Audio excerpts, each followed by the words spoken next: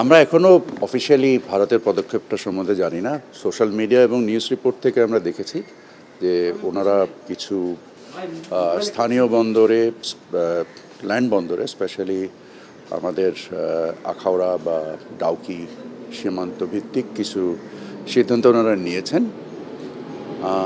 আমরা ফর্মালি জানার পরে ব্যাপারগুলো নিয়ে পদক্ষেপ নিতে পারবো, বা আমাদের বিশ্লেষণগুলো চলছে। সরকারের বিভিন্ন সংস্থা জিনিসগুলোকে উপলব্ধি করার চেষ্টা করছে এবং তার পরিপ্রেক্ষিতে আমরা আমাদের করণীয়গুলো আমরা নির্দিষ্ট করব। আমাদের এখানে খুব বেশি যে আসবাবপত্র যায় তা না। এক নাম্বার, আমাদের গার্মেন্ট শিল্প একটা বড় পরিমাণ ভারতে যায় এবং আপনারা নিশ্চয়ই জানেন যে এটা আমরা প্রতিযোগিতার সক্ষমতাই আমাদের রপ্তানিগুলো হয়। সো এটা দুইজনের জন্যই একটা লাভজনক প্রক্রিয়া বিষয়। সো নিশ্চয়ই আমরা মনে করি যে আমাদের যে ভারত নিজেও একটা টেক্সটাইল বা বস্ত্র শিল্পে একটা সমৃদ্ধ দেশ, তারপরেও যখন আমাদের দেশ থেকে এই রপ্তানিগুলো হয় এটা আমাদের প্রতিযোগিতা সক্ষমতার উপরে ভিত্তি করেই হয়। সো আমরা আশা করি যে উভয় দেশের ভোক্তা এবং উৎপাদনের স্বার্থে এটা চলমান থাকবে।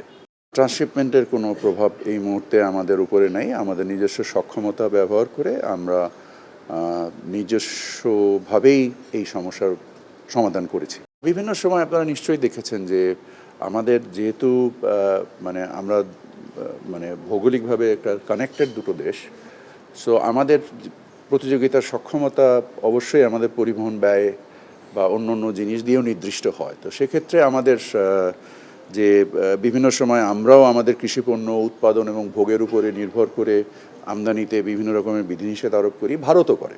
সো এটা একটা চলমান প্রক্রিয়া, এটা একটা বাণিজ্য ব্যবস্থাপনার একটা প্রক্রিয়া এবং এই বাণিজ্য ব্যবস্থাপনার প্রক্রিয়াতে আমরা কাজ করছি এবং আমরা আশা করি যে যদি কোনো এই বিষয়ে কোনো সমস্যা তৈরি হয় আমরা উভয় পক্ষ আলোচনার মাধ্যমে এটার একটা উপযুক্ত পরিণতিতে আনতে পারবো। আমাদের তো বেশ কিছু বন্দর এখনও চালু আছে।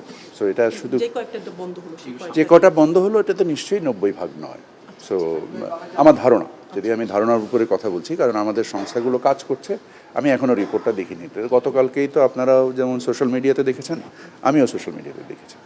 সো আমরা এটা হয়তো আরও 2-1 দিন লাগবে আমাদেরকে পুরো জিনিসটা একটা স্থিতি নেওয়ার জন্য। আমি কিছু তথ্য চেয়েছি, সেই তথ্যগুলো হয়তো বা আজ না হলে কাল নাগাদ আমি পেয়ে যাব। এই পেয়ে যাওয়ার পরে আমরা এই জিনিসগুলো সম্বন্ধে আরও ভালো জানতে পারবো। ভারতের সাথে আমাদের যে বাণিজ্য সেটা ভারতের দিকেই অধিক ভারী।